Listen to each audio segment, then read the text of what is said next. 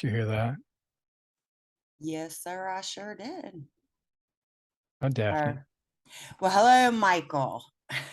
We are here doing your interview for Lure Entertainment. You ready to get started? Yes, ma'am.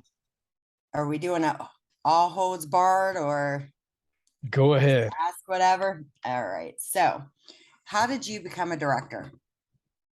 Now, that's a nice story, actually. I was a cinematographer and I went to film school, did all that crazy stuff back in the 70s.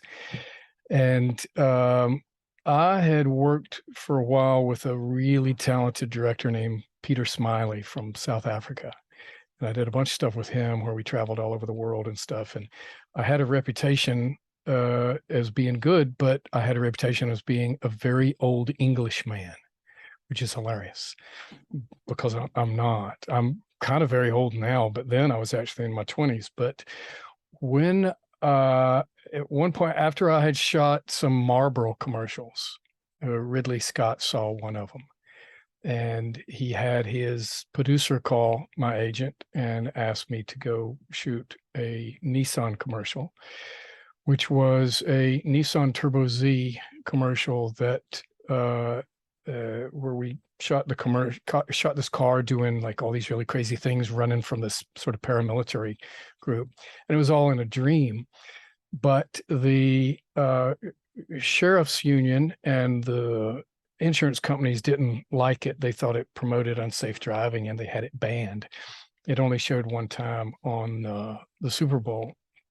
But we did that. And then Ridley and I went to south of France and shot some Chanel commercials. And then I shot a few more things with him. And then I was actually in Paris about to buy the top floor of a building on Rue de Lafayette. And I was going to move there. I had a bank account, I had a girlfriend, and I was going to move there. And Ridley actually called me while I was in the office to sign the papers. And he said, "What are you doing?" And I said, "I'm just goofing off." And he said, "Okay, well, you need to get back to LA." So I did. I didn't buy the place. Went back to LA, sat down with Ridley, and he told me that I needed to be directing. I thought that was odd, but he told me that. For me, I looked at Ridley Scott as like the Rembrandt of the 20th century.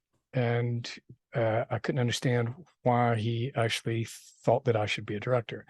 And he told me, "You can be a director at my company, or could go somewhere else. It doesn't matter. You should just be a director." And that was in 1989. And I was 31 years old. And I had heard things like advertising agency guys saying that they wanted me to direct something, and people, other production company producers talked to me about it. But when Ridley said it, I heard it. And I said, yeah, maybe I should do that. So I joined his company. I was a director at his company for a while. Then I went and joined GLG. And during these days, I was just doing TV commercials. And I say just doing, they were really the biggest commercials around, and it was the greatest thing. 2008 kind of destroyed that for most people. But it was really good, and that's where it happened. I actually didn't go to film school thinking about being a director. I went to film school thinking about being a DP. I did do something that was slightly different when I went to film school, is that I knew that I needed to deal with actors. And so in 1978, I started taking acting classes. And I did that not to be an actor. I did that to learn the language of the actor so that I could deal with actors. And that and working with Ridley Scott are two things that really paid off. That's awesome. He's a great director. He's the Okay, best. so what do you think is the most important skills for a director to have? Gosh. Now that's a really interesting question because I'll never forget the first job that I got as a director. And the first thing that I did is I called my friend Megan Foley, who is a casting director in LA. And I said, "I've got this thing. I want you to cast it. And what the heck do I do?" And I didn't know. I mean, nobody seems to teach us, what to do in casting. And now I'm not answering your question completely with that statement yet, but it's just as an example that the great thing about directing is that it is meant to be somebody's vision.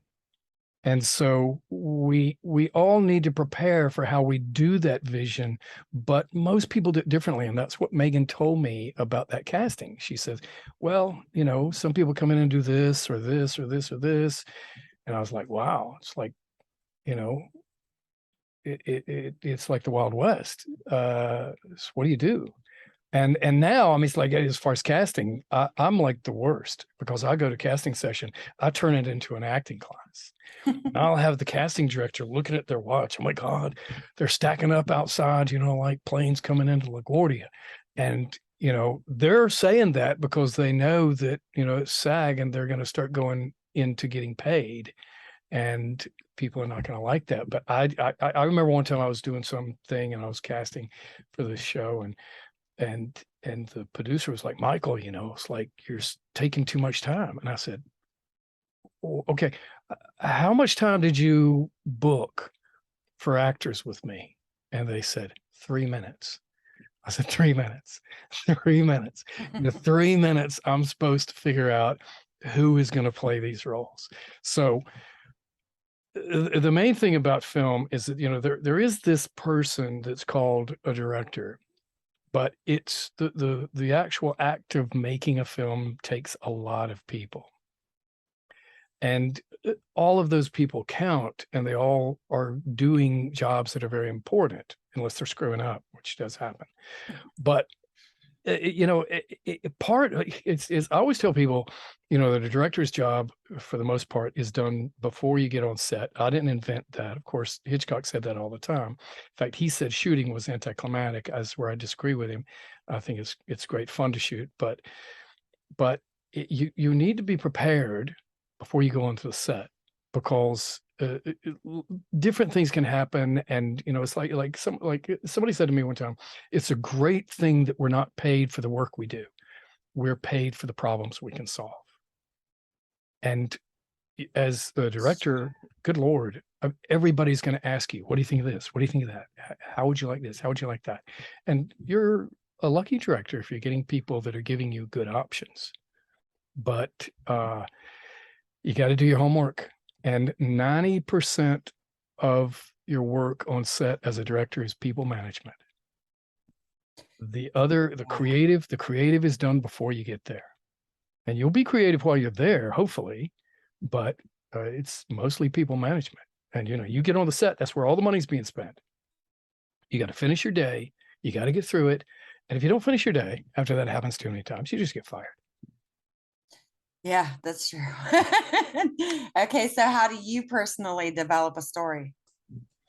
Now that depends on the story. I mean, sometimes I write my own stories, and I don't do it that much because there's people that do it much better than I do. But again, it's about vision, and vision is the way that you see something. Okay. And you and I could be given the same piece of material and we both will see it differently. There may be lots of things that we see the same, but like, for instance, I have a really wonderful script right now that came from this writer from Paris, and she's given me 2 scripts, and one is a very big mob film, which I really look forward to doing, but the other one is a very small psychological thriller.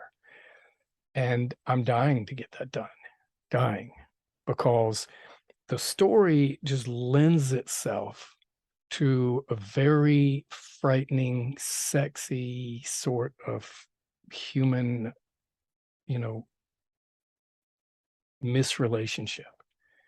And in creating that sort of misrelationship, you have people that are suffering from, you know, some sort of psychosis or another.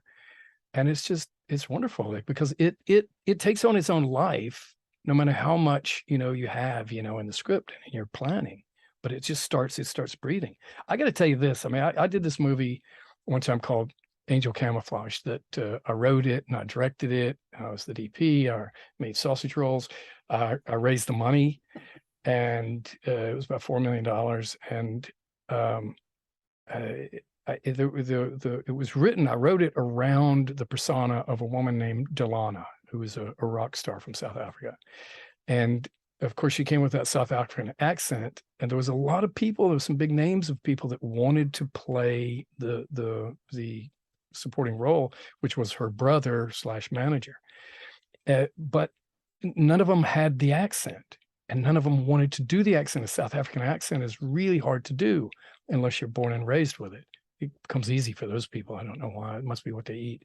But they wouldn't do it. And there's no way that I was going to ask this woman that was a rock star, not an actor, to learn to act and learn an American accent. There's no way in the world.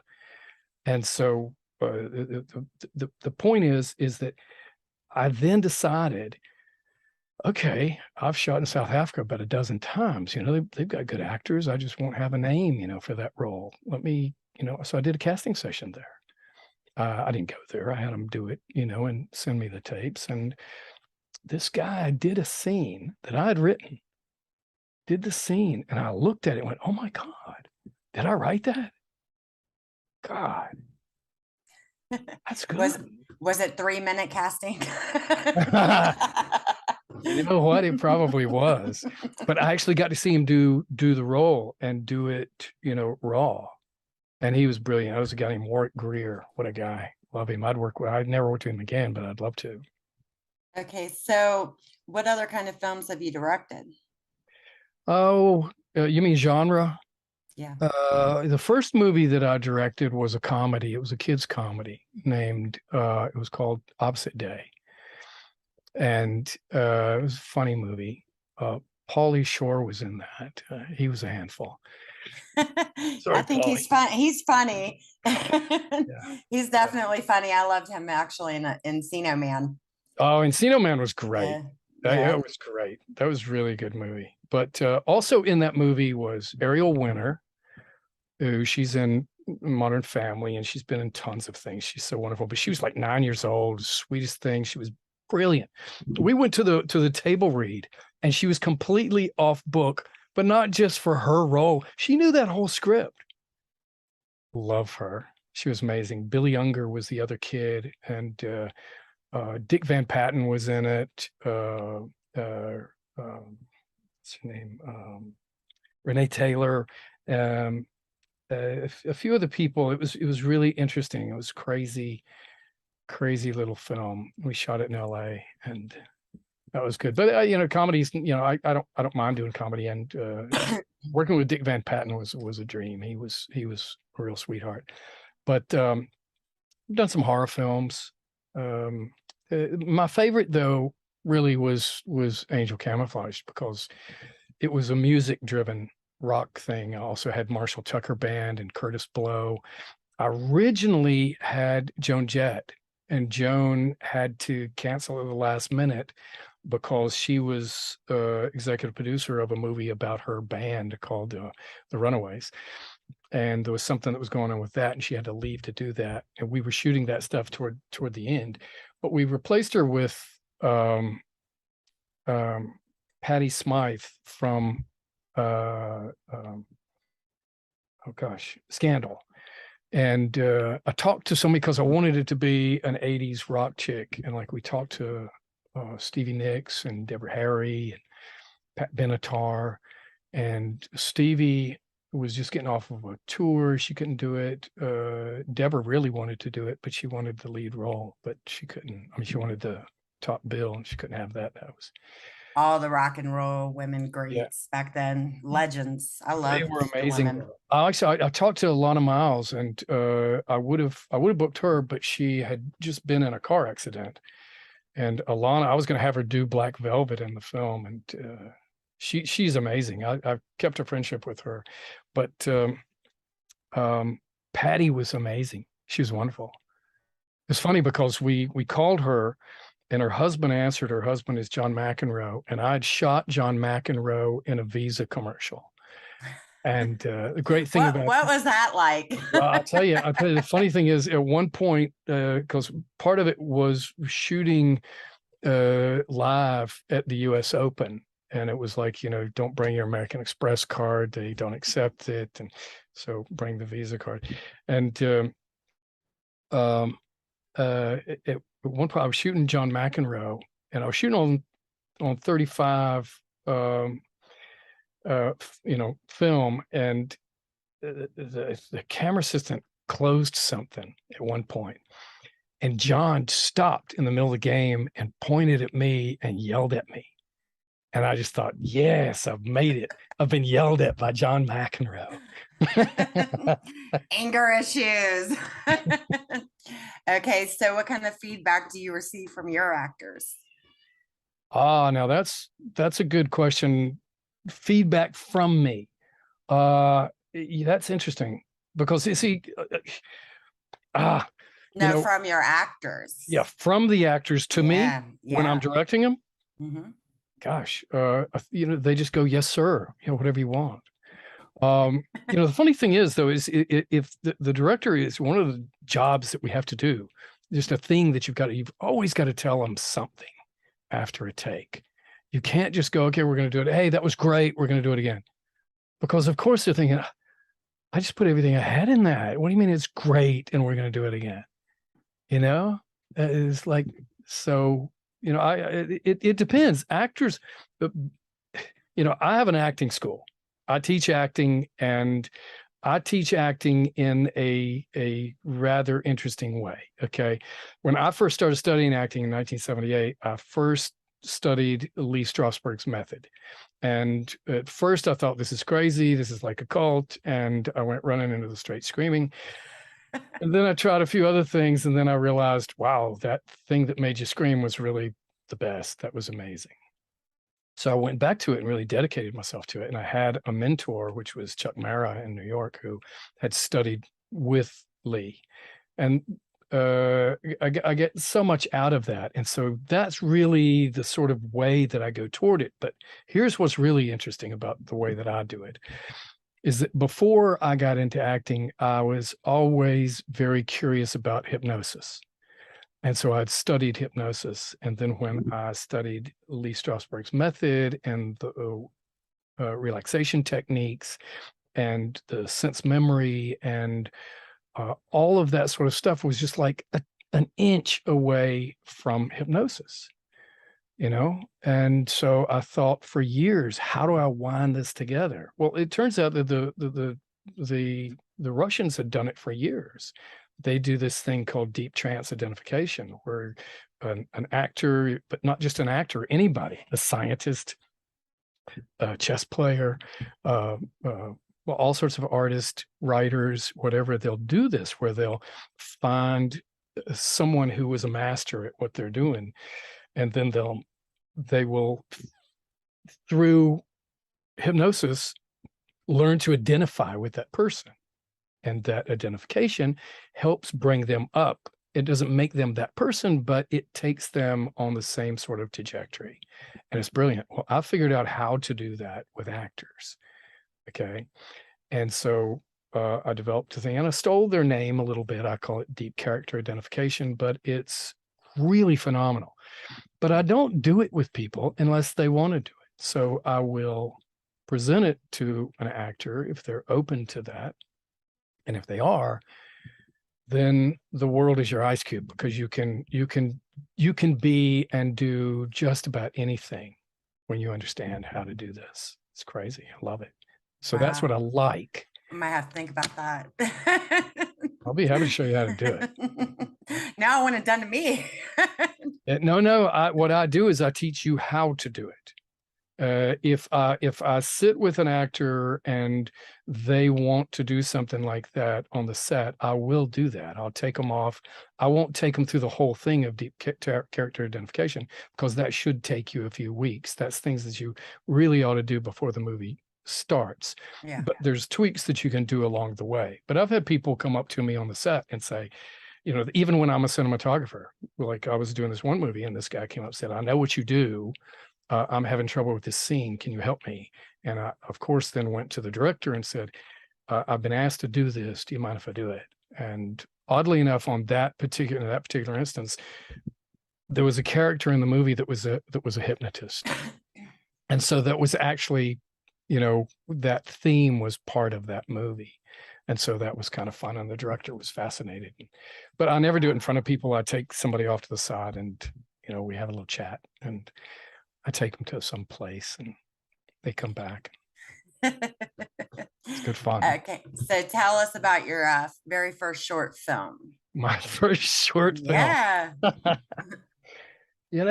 First let me say this. Okay, my first short film was a film that I made when I was in college in Tennessee at East Tennessee State, and I made a little horror film, and we shot it on black and white and 16 millimeter. It was a guy going crazy and taking some sort of stupid drugs, and he ends up under his house and he cuts his arm off. And I was in it. My roommate was in it. We both had really long hair, and it's hilarious.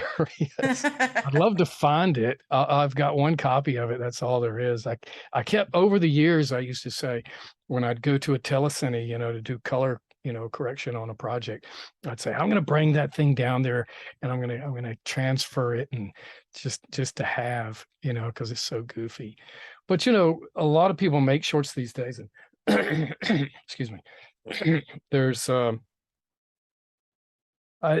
advantage to doing short films. One thing that I find that is a little bit of a detriment to people is the people that just do a lot of short films hoping that those films are going to lead to a big film. It does happen. It does. But, so does, the winner of the lottery. And you really just ought to dive in and make a movie.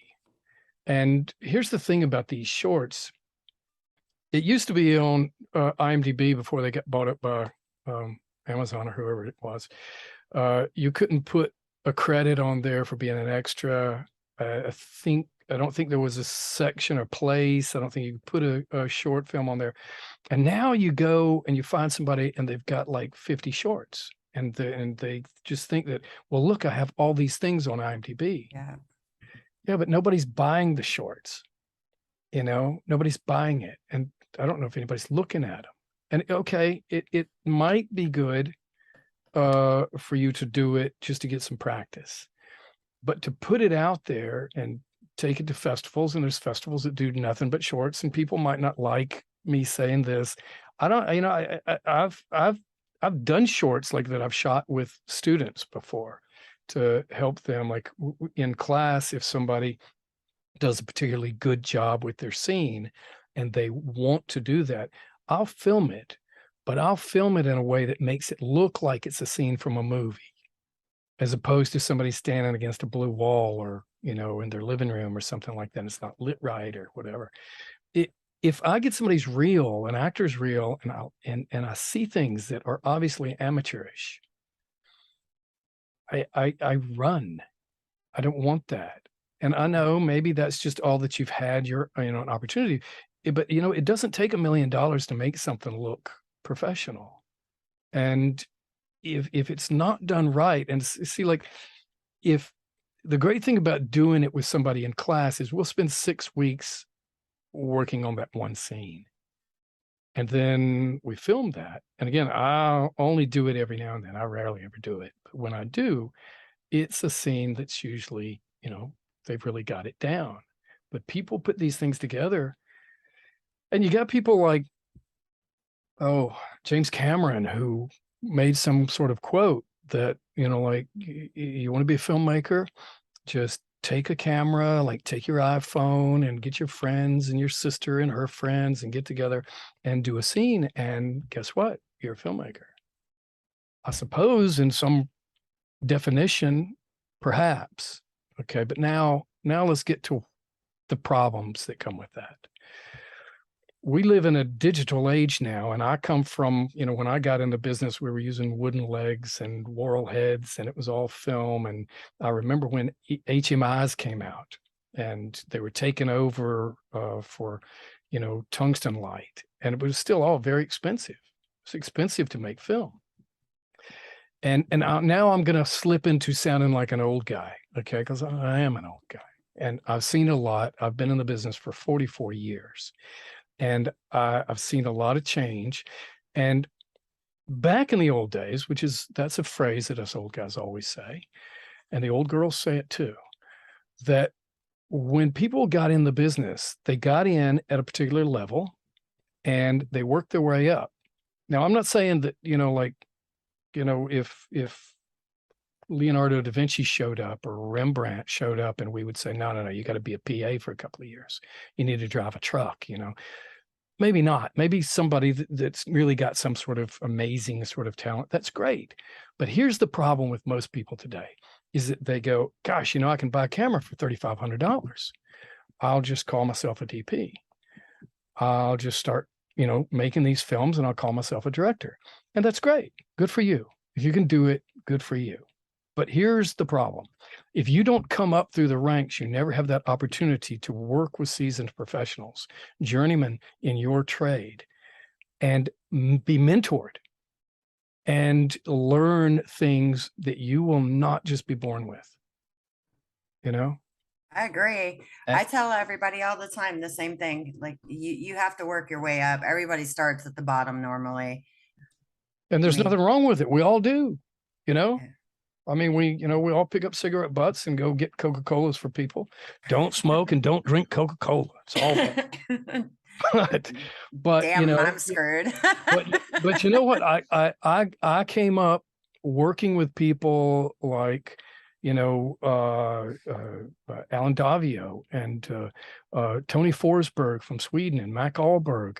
And, I worked with some big DPs that as an assistant and learned things from them. Richard Bowen, who I did quite a few movies with, there's people today are not doing that. And, I always tell like my assistants always ask them, it's like, so you want to be, camera assistants, you want to be a DP? And they go, yeah. And a lot of times I'll say, well, what are you doing to make that happen? And they'll say, well, I'm not ready. It's like, listen, you'll never be ready. Never. You will never be ready. You just have to start doing it. And you'll make mistakes. So what? We all do. We continually make mistakes. If you ever look at the American Society of Cinematographers magazine in the back, when they have somebody new that's just gotten in, they'll do an interview with them, sort of like this one. And one of the questions they'll ask them is, what was your biggest or most important mistake? And most people will answer with, I don't talk about my mistakes. You should. This is what we as humans do wrong. We do something really great and we'll celebrate. We'll pat each other on the back and say, wow, what a wonderful thing. It's really wonderful. It's wonderful. If we do something wrong in our life, in our business, whatever, we'll hang our head or we'll try to forget it and we'll try to press on and do better next time. No, you need to examine that. You need to examine it. Once you examine it and embrace it, it's not going to be your friend. It won't come back. I agree. But we all make mistakes. So, since we asked about your short film, now we're going to ask about your first feature film. My first, well, I told you about that. That was, my first as a director was Opposite Day. My first feature film, gosh, because I did, I've done a lot as a DP as well. Like I did, gosh, what was the first? I don't even know what the first was. The first things that I did when I got out of college, I fell in with some people that were really cool. There was a guy named William Stromberg, who has since passed away. God rest his soul. But he had done a number of movies and he wanted to shoot some promos for movies. And I had just gotten out of college and knew just enough to be dangerous. And there I was shooting these things, as DP, with, on 35 and, lights and crew and all this stuff. And I was smart enough, after I'd done about 4 or 5 of those things to say, I need to go, the normal way. to make sure that I do this right. But he actually has two sons. One is a very talented composer, also named William Stromberg, and the other one is Robert Stromberg, who designed and won the Academy Award for Avatar, and then the next year won the Academy Award for Tim Burton's Alice in Wonderland. And then Disney said, "Well, here's a guy who builds worlds," and they gave him Maleficent as his first movie to direct. That's who you ought to interview. I love all of those. All of those movies. I liked Alice in Wonderland. I liked Avatar, and I love Melissa, or I can't say it. Maleficent. Yeah, I love that. I think Angelina Jolie did a damn good job. She was great. She was great. But Robert Stromberg directed that. He did a brilliant job of it, and he was very humble about it. Though he called me up and said, "Hey man, I have to apologize. I can't bring you on this movie I'm doing." I said, "Hey, don't apologize, man. Keep yourself from getting fired. Get to the other end. You'll be a made man." Right. Okay. So out of all the different genres of movies, what's your favorite?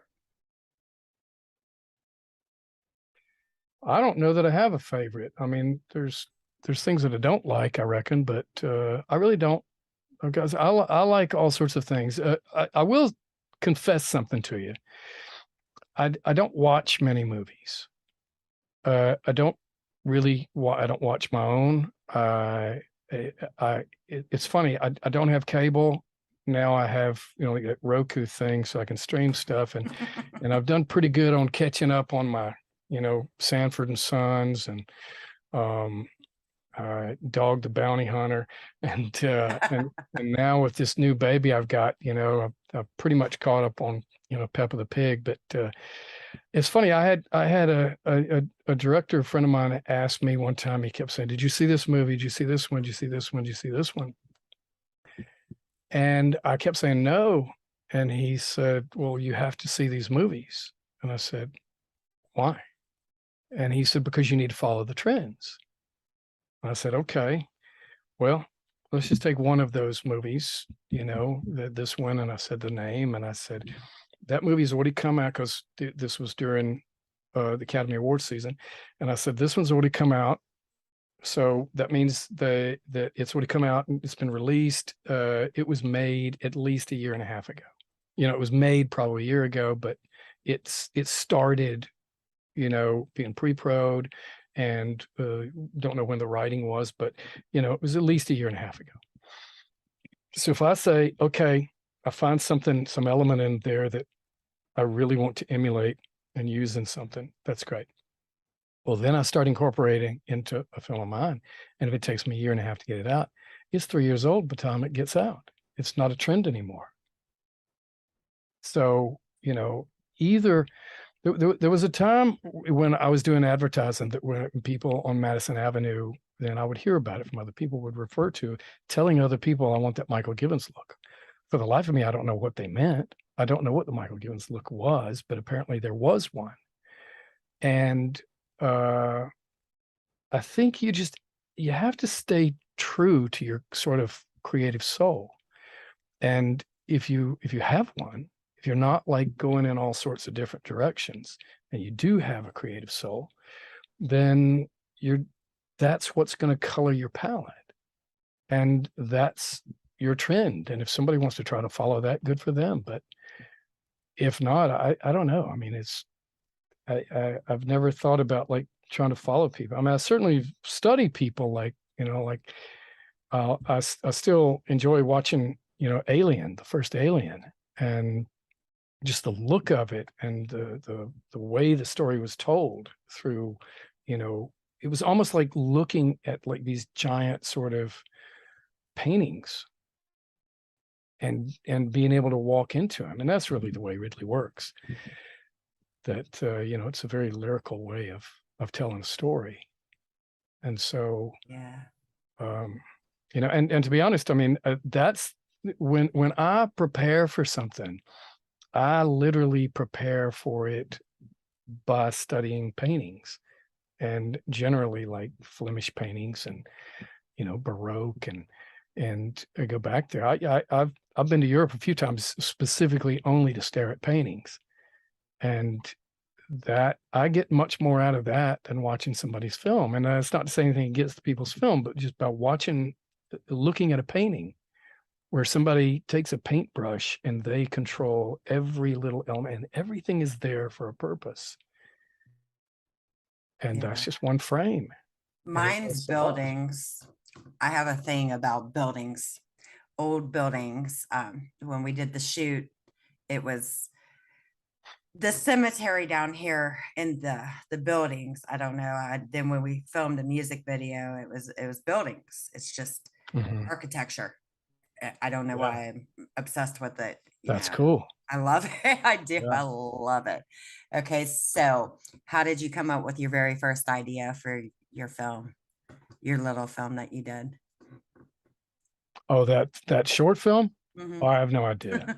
Lord, I was probably drunk. I don't know. I mean, that was in the mid 70s, and that was a fun time, but I have no idea. Really. So you and your little friends were sitting around drinking, saying, "Hey, I know what's a good idea for a movie. We're going to do a horror film where his arm falls off." He chopped it off. Or gets He chopped it off with a machete. Oh my gosh. I don't know. That movie didn't make any sense. It was just, it was just. They never do when you're making your first movies anyway. They just, I was fun 18, to do. 18 years old. Okay, so next question. What do you think are the best elements of a film? Lighting and music. And you can take music lots of places because lighting is like music, the acting is like music, editing is like music. It's these are the things that move people, and editing is, I do a tiny bit of that, and it's the most difficult, and it's only the most difficult because it's the thing that I'm not the most practiced at, but it's so important. It can, it's like I'm doing a documentary right now, and a fellow that hired me to do it, was wanting me to have somebody else edit it. And I think he was just trying to be nice to me. And I said, well, here's the problem. I mean, I've now interviewed 20 people. I've got just like the transcripts are like that thick, of all of this stuff. And I said, nobody knows it better than me. And I know the elements that tell the story. And if you get somebody else in that doesn't really know it, they'll tell the story through their eyes and with their own interpretation. And, a documentary is different because it's got, if it may have a specific, and this one's about first two waves of Jewish immigration to America and how they contrast to the third wave, which the third wave was this giant wave of like 2.5 to 3 million Jews that came from Eastern Europe and Russia. And the first two were, the first was Sephardic, that were the people that had spent all of their time during Golden Age in Hispania, which was Spain and Portugal. And then they ended up getting kicked out of there in 1492. At the same time, Columbus, was coming over to get a patty in Jamaica, and so then they went to Brazil and then came to America, and they had just been through a lot different human experience than the people that came from war-torn revolution countries. They had actually lived like an amazing life. And then the Germans, the Ashkenazis, came, and they also had a really great time before they came to America. And it was a completely different thing. The story is like unknown. I mean, a lot of Jewish people don't know these stories, and it's brilliant. It's real. eye opener for me. I'm not Jewish, and so that's the third question that I get when I interview people, because I interviewed all Jewish people. Most of them were professors, and the third question was always, "Why are you doing this?" Because I was hired, but I love it. It happens. It does happen. Okay, Yeah. so let me see. Do you think there are enough opportunities for people with limited experience in this industry? That's a good question too. The thing is about that is there's opportunity for anybody, because really with limited experience, you should do like the rest of us, and you should start at the bottom and work your way up. So there's always going to be. I'll tell you my perspective on film as a whole. I don't know if you can see it this way, but when I'm older than you, but when we were youngsters, say in the early 60s, let's say, I come from the 50s, but let's just say in the 60s, film was only about 40 something years old at that point. I mean, it started in the teens really, but it didn't really start going until the 20s, and didn't have sound until 29. And if you could say that, okay, kind of modern film would start with at least the voice. So say by the time it got to the normal stage, at least 1932-ish, where pretty much most films had sound attached to them. And so you get to 1962, it's only 30 years. It's 30 years. It's 30 years old. And so you've got 30 years of movies, and very few of them in the beginning. And of course, during almost all of that time, a movie would come out, it would go to the theater. If it was lucky, it would be there for a week. If it was really lucky, it would be there for 2 weeks. And that was its life. It would disappear. Now, of course, TV got popular in the 50s, and movies started being able to be shown again on that. But remember, if you're talking about the 60s, the 40s were only 20 years before that, where people didn't have TVs. And so what I'm getting at is that there weren't many movies. There weren't many movie stars. There weren't many auteurs. There weren't many artists making these things. Cut to the world, not just Hollywood, not just America, but the world in 2022. It's now over 100 years. Yeah, so they didn't have DVDs and No, VHS they didn't or have streaming. anything. They didn't have streaming. I know. You can go on YouTube and look up almost any movie, and if not see the whole movie, at least see part of it. But you can look up any movie. And when in the old days, its life was maybe 2 years. I'm sorry, 2 weeks. And that was it. It was gone. And there were only so many actors that we had been exposed to on the silver screen. And obviously, we don't all get to go to the theater. So once movies came along, much more people got an opportunity to see a movie star doing something. And they created movie stars. Movie stars didn't exist. And now, because there's so many outlets, there's so many films, and you have to start from when it started. There's so many of them. It starts becoming less and less important as a thing.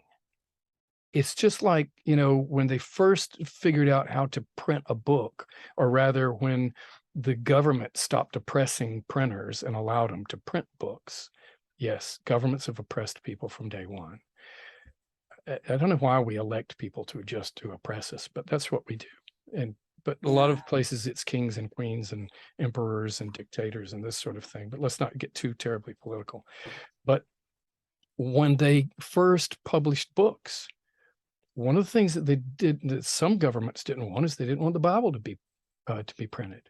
They didn't want people to actually read the Bible. They wanted a preacher who may be controlled by a government to explain to them what was in their Bible. Okay. Well, then suddenly the printing press comes out and people could read, and they got to get books, and they got to get the Bible, and they got to see what was really happening. Okay. And now anybody can make a movie. Will it be any good? Will it be great? Not necessarily. But now there's so much stuff so much. I mean, go look at your streaming channels. They have movie after movie after movie. Have you ever been to the American film market or any film market where they're selling movies? American film market is in November, and it's in Santa Monica, California. And they put it in this one hotel. I forgot the name of it, but I've been to it. And it's a very sobering experience to walk the halls, because what they do is a different distribution company, sometimes a different production company, takes a room. So all the rooms in this hotel are, each one is a different production company or distribution company, mostly distribution companies. You walk down the halls, there's all these big posters for films. And you walk in, you talk to them, and they try to tell you something. I mean, once they figure out that you're not a buyer of films, then they don't really want to talk to you. But That's anywhere. yeah, you chat with people and find out what's out there. And what's really sobering is that when you walk those halls, many floors of this building, every one of them different, and with all these different movies. And then you go like, gosh, later on, you think, what happened to this movie? What happened to this one? You never hear of them. You never hear, because there's so many. Yeah. And now, since COVID came along, and our fanciful little government said, hey, stay home. Don't go to the movie theater. Don't go to church. Don't go see your grandma. Don't do this. Don't do. And people stayed home. And people are made out of habit.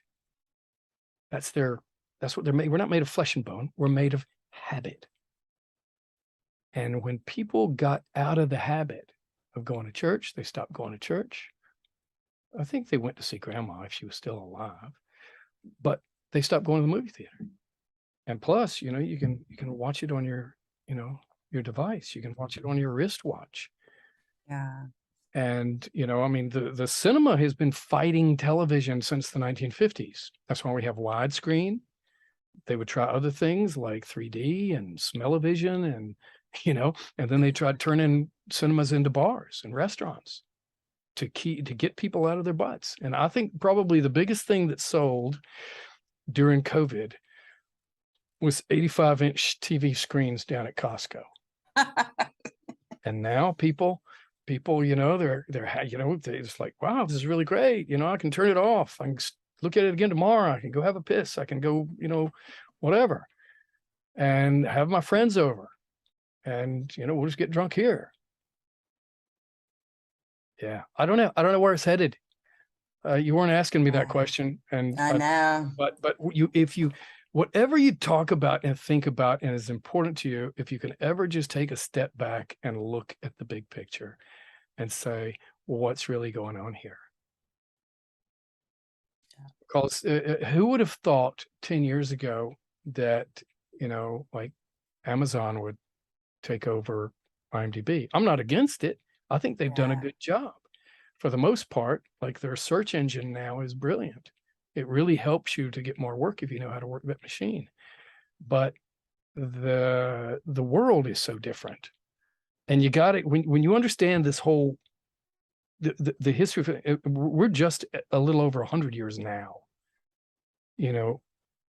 How much more content is going to be out there to water down all the other content, because that's what it does. Yeah, I agree. There's no such thing as a Humphrey Bogart. There's no such thing as a Julie Newmar, for that matter. I mean, she's still around, thank God. But what I mean by that is, like, Hedy Lamarr. Where's today's Hedy Lamarr? And she was brilliant. I'll tell you what, we wouldn't have these today if it wasn't for Hedy Lamarr. Her idea was she came up with the idea of Bluetooth. Okay. That's a good idea. I'm not kidding. She was way, way before her time. But the point is that back then you only had a handful of them. And now, there's influencers, it's strange. Do you have any advice for aspiring filmmakers? Oh gosh. Stay true to your vision, but mentor. Get with people that will teach you how to do these things correctly. And it's not just the technique of making the film.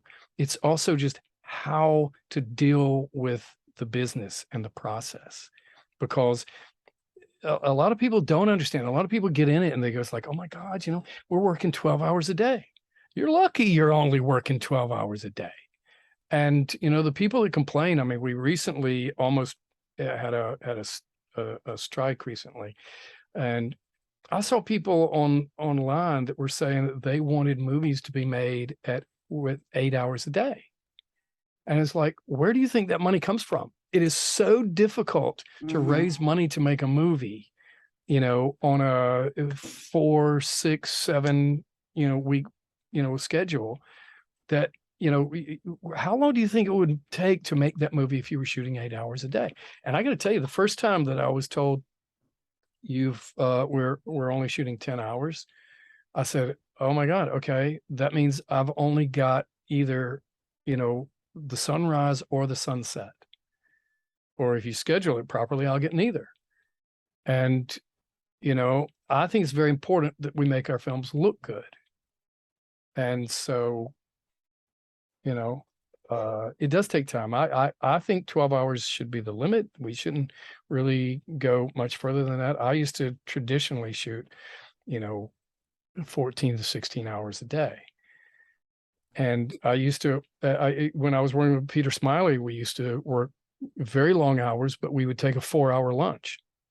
There you go. That's my kind of lunch right there. Well, the reason for that is because usually, like if we were shooting exteriors, the light was not good during the middle of the day anyway. And so we would have lunch, we'd go back to the hotel, take a nap, like, Europeans, a siesta, and then go back and we'd work until after sunset. But we would shoot the most beautiful stuff you can imagine. A lot of people don't understand. I mean, they think, oh, well, we're going to go work 10, 12 hours and then it's over. But the creators involved are working 23 hours a day for years. Yeah. I mean, and that's another thing, actually, you bring up that point, and that's sort of like, producers that, like, people get on the job and they're complaining and they're mad. It's like, these producers, they don't do anything. They just lay around, sit in those chairs and bark orders and this stuff, and they get all the money. It's like, well, they were actually working on getting this thing together for years before you ever got the call to come work on it. So, you got to have perspective on all of this stuff. It's a tough business too. If you don't get in the business if you're not prepared to work really hard, go get a regular job. It's much easier. And also, if you think you're going to get in this business just to get rich, okay, you can do it. You can.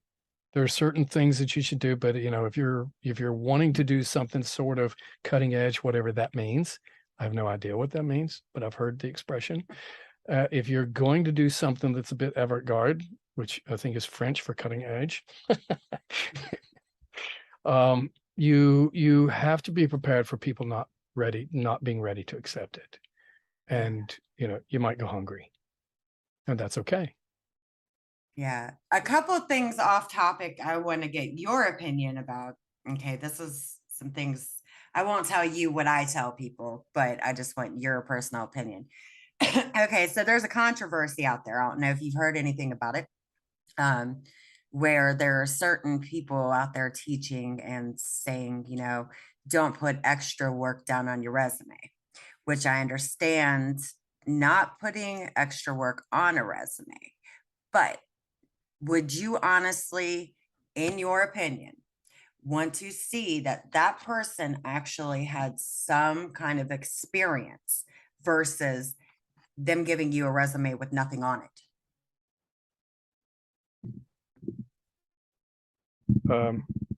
That's assuming that there's some sort of experience that I would be looking for from an extra.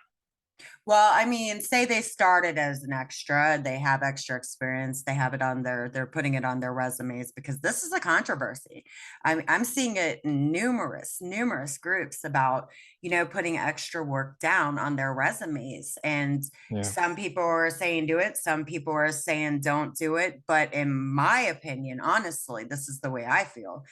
I would rather see that person has done some kind of work on a film set whether it's 3 or 4 extra roles versus somebody coming to me with nothing on a resume, knowing that we could potentially have issues with that person. Okay. But I mean, what would you rather see? That's just I don't my ever, opinion. unless I'm casting for extras, which is never my business. Somebody else does that. And, the DGA doesn't even allow the directors to talk to the extras. I always do anyway.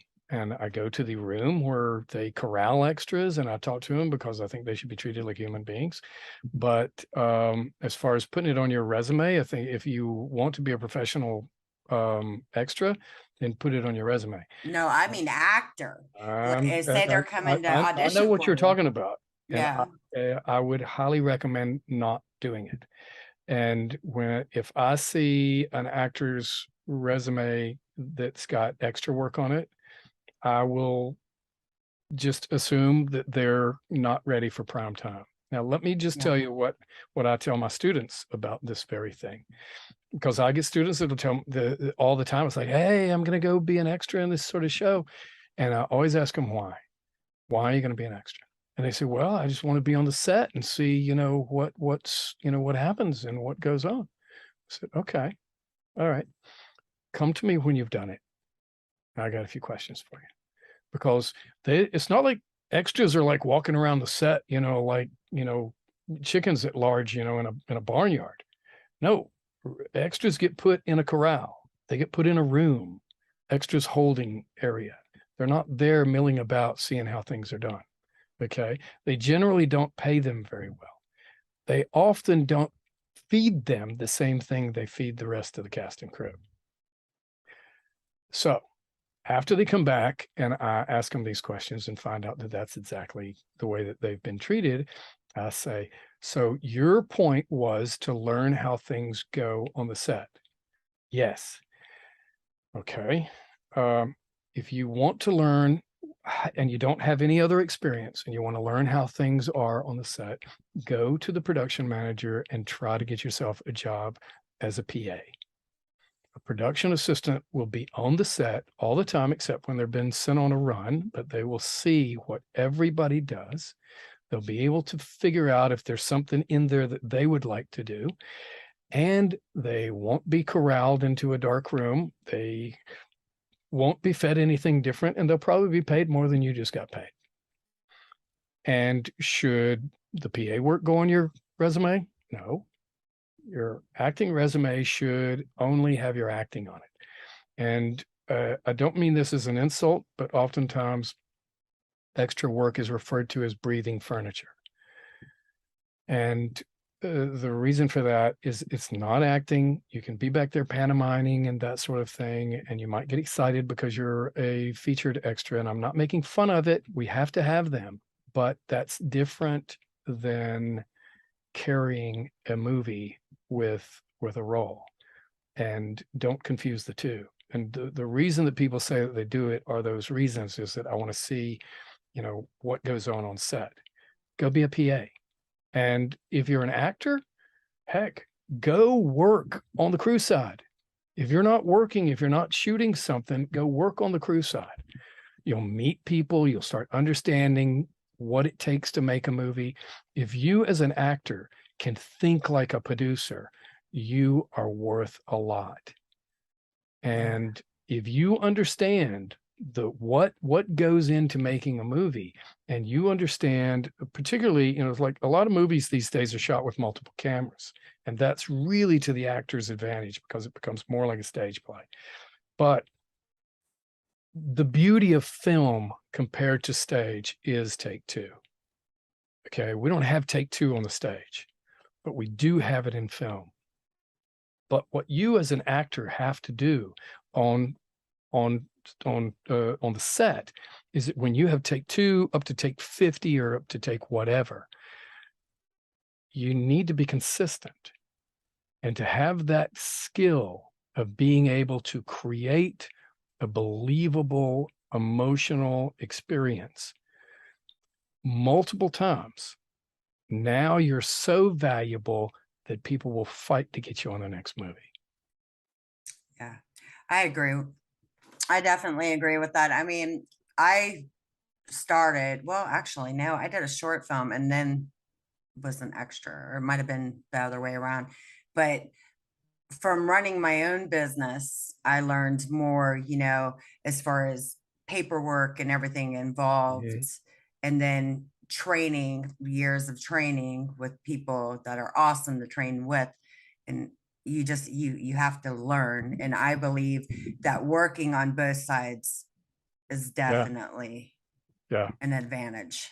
It also Definitely gets you an paid advantage. when you're not being paid, Yeah. but Yeah. also you meet people and, there's a lot of that, cast and crew. We really, you go to shoot a movie, you build like a little town, and you really want to fill your little town up with people that you actually like spending time with, Yeah. because you end up spending time with them. Sometimes, you know, time you shouldn't spend with them. But yeah, Okay, so should have been there in the 80s. I was, I'm gosh, I'm speaking to 10. the audience about. I was 10, I think, before 1990. So what are some of your other hobbies outside of film? Uh, well, most everything I do has something to do with film, like hypnosis. I use that, for actors. I use it for myself, and um I do that. Gosh, I don't know that I really do anything outside of it. It's child rearing. Uh, gosh, I read a lot. This is my library here. That's me sitting there. So it's a still photo of my I library. like that. But gosh, what do I do? I No I hiking, swimming, no, I mean painting. I go for I go for, a walk every day, but no, I don't. It's all work, but it's work that I love. Yeah. So it's funny. My first family, my wife tried to get me out of the business. It's what you married. You can't get somebody out of a business if they're content with doing what they want to do, And I if was that's what makes them successful. happy. But I was Yeah. successful. I mean, that was God, anyway, I can't talk about her. I could probably tell you what one of your future hobbies might be. Well, tell me. I want to Playing know. Barbies. Well, I've already raised one daughter. Um, eh, it was funny. I actually made some commercials for Mattel for Barbie. That was hilarious.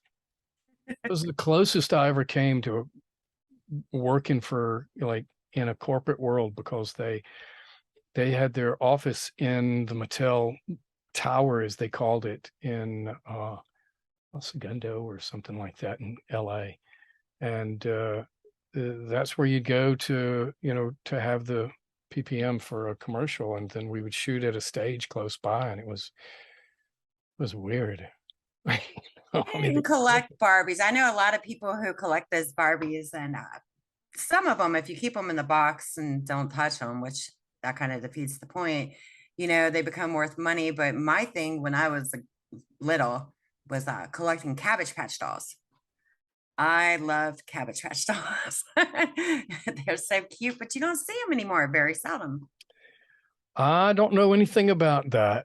Well, I mean, other girls out there in the audience, I'm sure you're going to know about Cabbage Patch Kids. Yeah, I know about them. I mean, I've heard of them. But I love them. Okay, so do you have a personal quote or motto that you live your life by? um, it's funny because I came up with something like that that's on my website.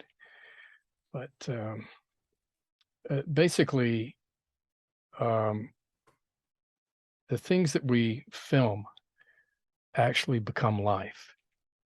And that's not to say that, like, if we shoot nothing but, shoot 'em up films, mobster films and stuff like that, that we're just training people to be gangsters. But obviously film is one of the biggest in modern day, because it didn't exist in ancient days, but is the way that popular culture is fed is truly out of film, and film is the most powerful form of propaganda that's ever been made.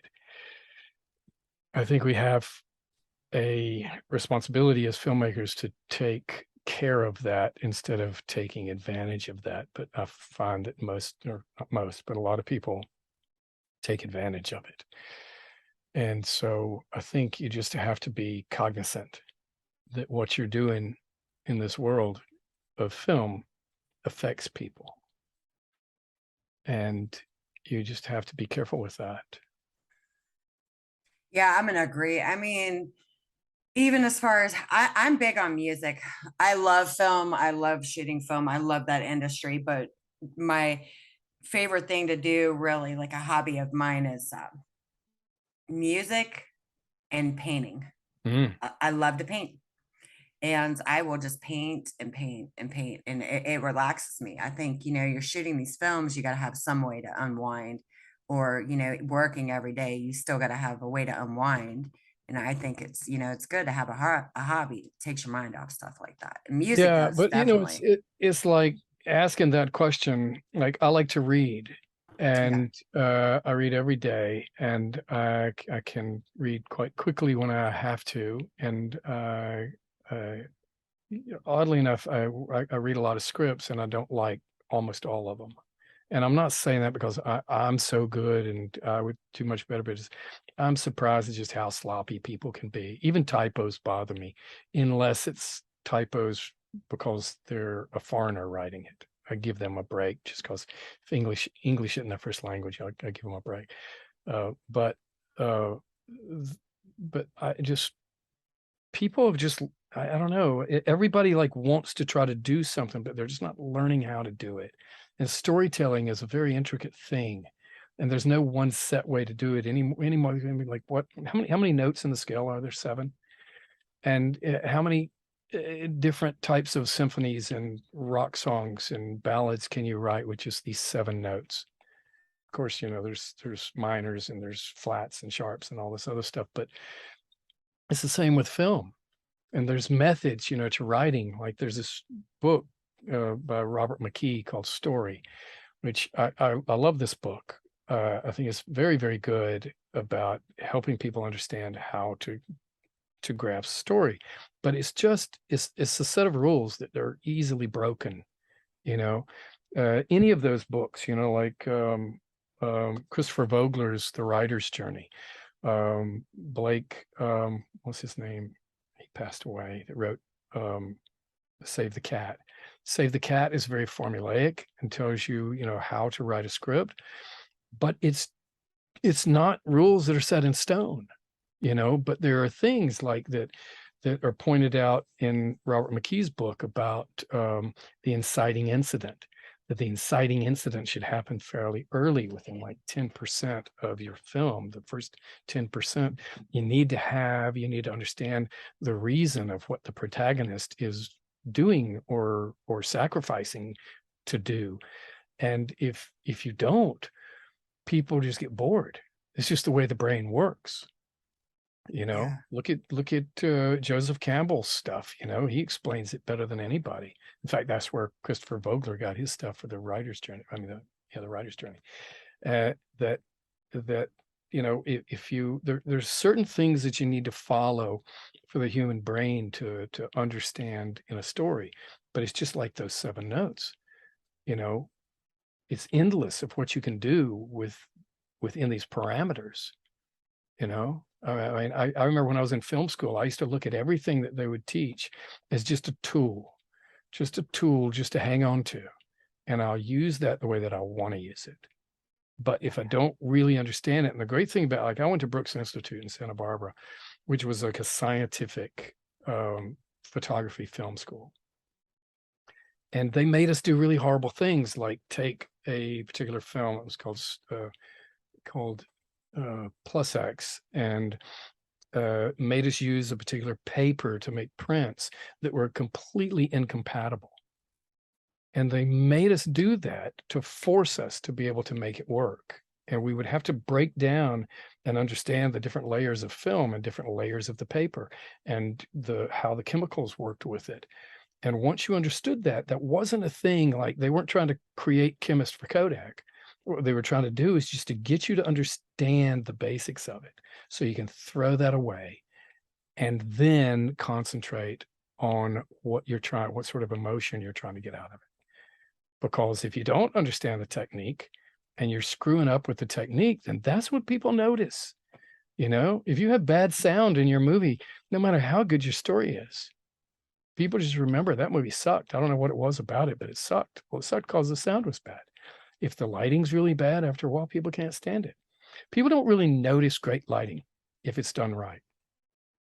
And people have told me before, it's like, you shouldn't make your movie like you're walking through, a museum of nothing but Rembrandts and Vermeers, because, people get bored with it. And it's like, no, no, no, no, no. They just get into this world of beauty, and it just doesn't affect them as beauty, and we don't want it to.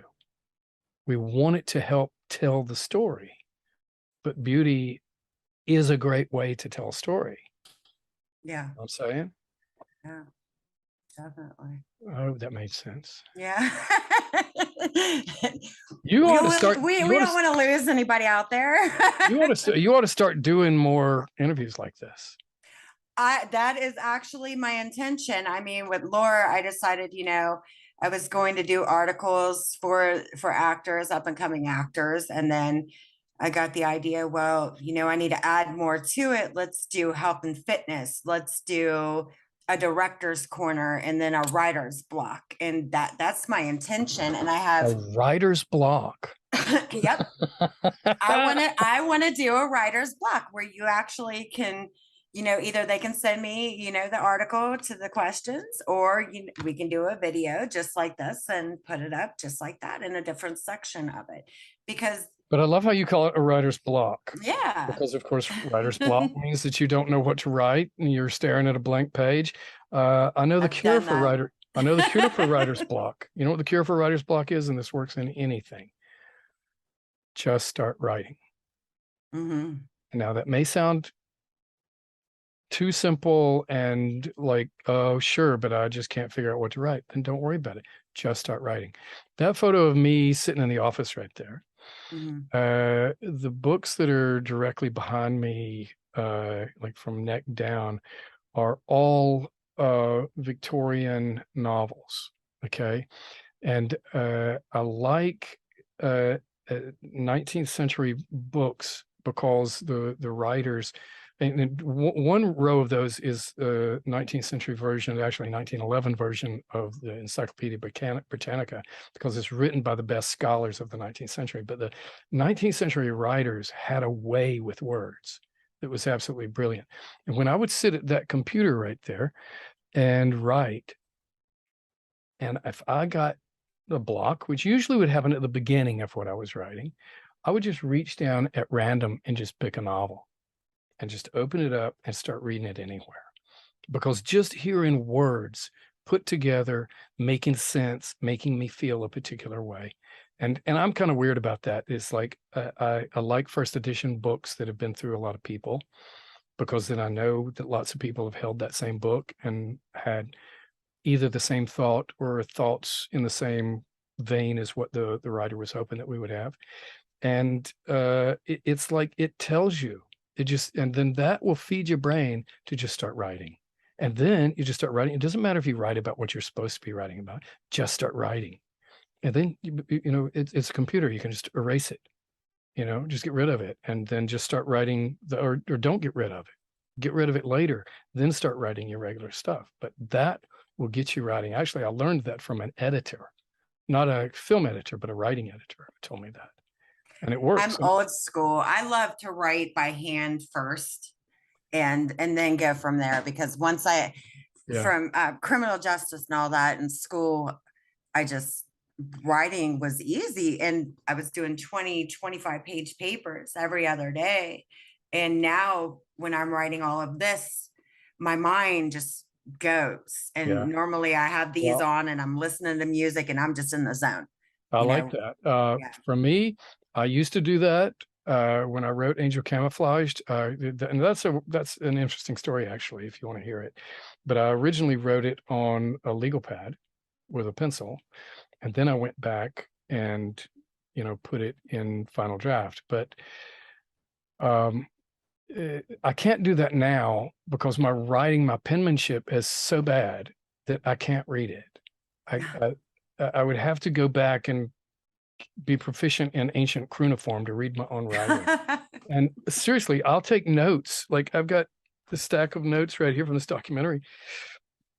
And sometimes I'll look at the notes like, what does that say? I don't even know. I don't recognize it. And I don't know. I think faster than I can write. So I don't do so. I type now, but it's funny. I've done that, looked at stuff that I've written down and be like, what the hell did that just, I don't know what it was. I can't figure it out. So I just throw it away because I get stuck. That's awesome. So what's going on for you next, Mr. Gibbons? After I'm finished with you, I'm going for a walk. You're going to go for a walk. Yes, but what I know that you didn't mean that. What you mean is, what am I filming next? I'm leaving Yes. on Saturday to go to Kentucky to shoot a movie, and it's a romantic comedy. And then that particular production company is threatened to hire me for 3 movies in a row. We'll see what happens. You'll be down this way. Yes, I sure will. And then I'm working very hard to get some big names attached to this psychological thriller. I want to do that right away. And at the first of the year, there's somebody else that just offered me another movie, which is really cool, which is what is that? It's a horror film. Which also looks like it'd be the first of the year, and we'll see. I remember one year I went home to South Carolina from LA for Christmas. This is when I was doing commercials. And went home, I felt, oh, great, I get to relax, see the family and this sort of stuff. And I had 11 commercials lined up afterwards, and they were big things, big jobs. And I came back, and like dominoes, for one reason or another, they all went away. Wow. So, I never believe anything until I arrive on the set. And the other thing that I want to point out, it was a little story that keeps me in check about things. It's like people have this idea about movies and about how we make them, and the people that aren't in this business, they say, okay, and a movie is like an hour and a half, 2 hours long. Why does it take you 6 weeks or more or even less to make a movie? And that just doesn't even make sense, and they don't understand all the stuff. But it's not even that. It's not the making the movie. It is always about raising the money. And raising the money is the hardest thing. And the story that gets me, and I could have these numbers slightly wrong, but you've heard of Martin Scorsese before. Mm-hmm. I worked with him once on a little movie called Raging Bull. A lovely man, but he had a friend, a young fella named Leonardo DiCaprio. Okay. And he and Leonardo DiCaprio were going to make a movie, and they'd already made some movies together, such as The Aviator. Well, they wanted to make this movie called The Wolf of Wall Street. Well, it took them from the time that they started talking about it until the time that they did the first slate was like 9 years. Now, there's few people more connected in the film industry than those two fellas. If it took them 9 years to get their thing together, it can be disheartening, but it takes a while. It takes a while to get the money and to get people. And, people think, it's like, well, I have this wonderful project and I'll find people that will have the same passion and they'll want to get involved with it. No, they don't necessarily share your passion. What their passion could be is, a mortgage. and taking care of their family and, keeping their business from going under. And they need your movie to make a lot of money. And so they look at all the different elements that will or will not make that money. And nobody really knows until it comes out, but you have to hedge all of your bets, and it's all about raising the money. Yeah, I agree with that. I mean, there are so many people out there, and we've talked about this, how they just get mad because their projects aren't being made overnight when nothing happens overnight. People are not Yeah. going to give you millions and millions of dollars, I know. especially.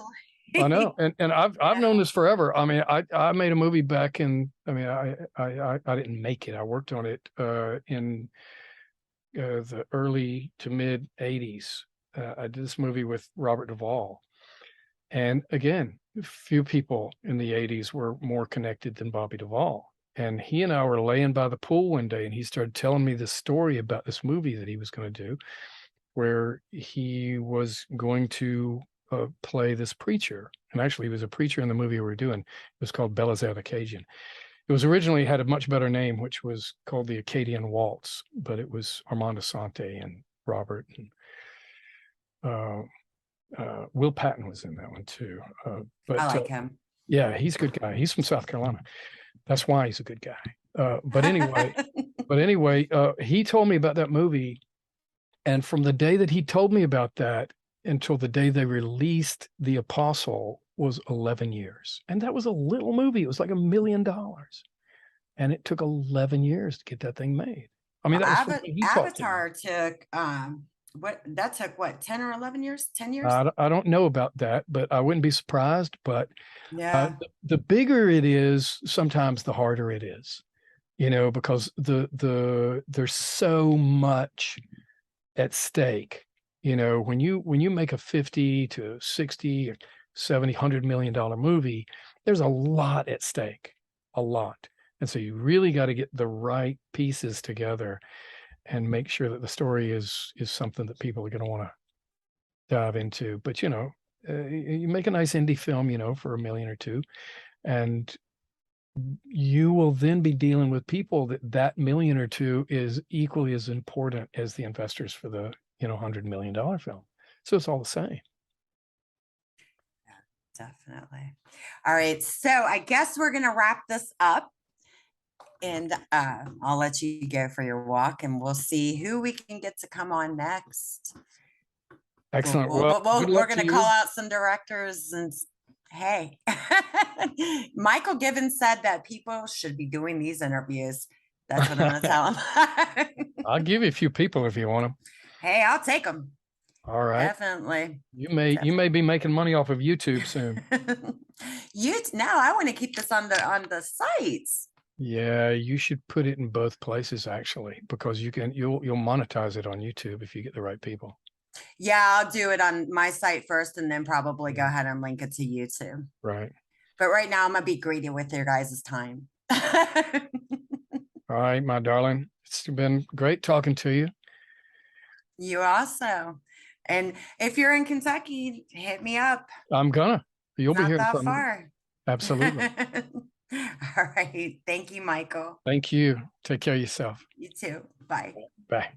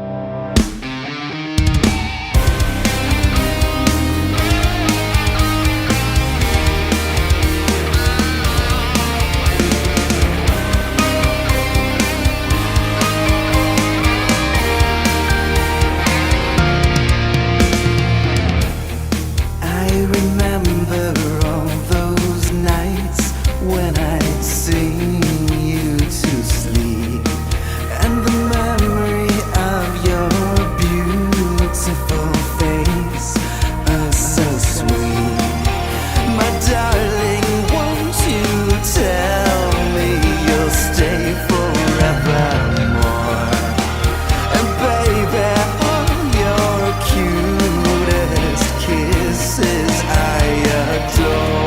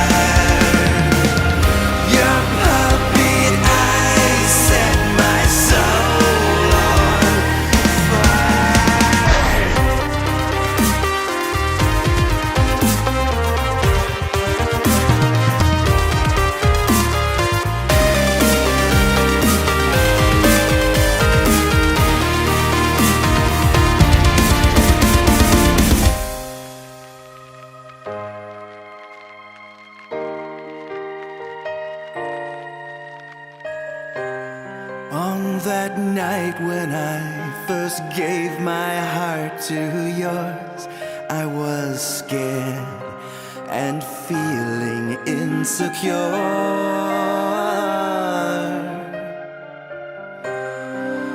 You told me, my darling, even on your darkest days, you'd always reassure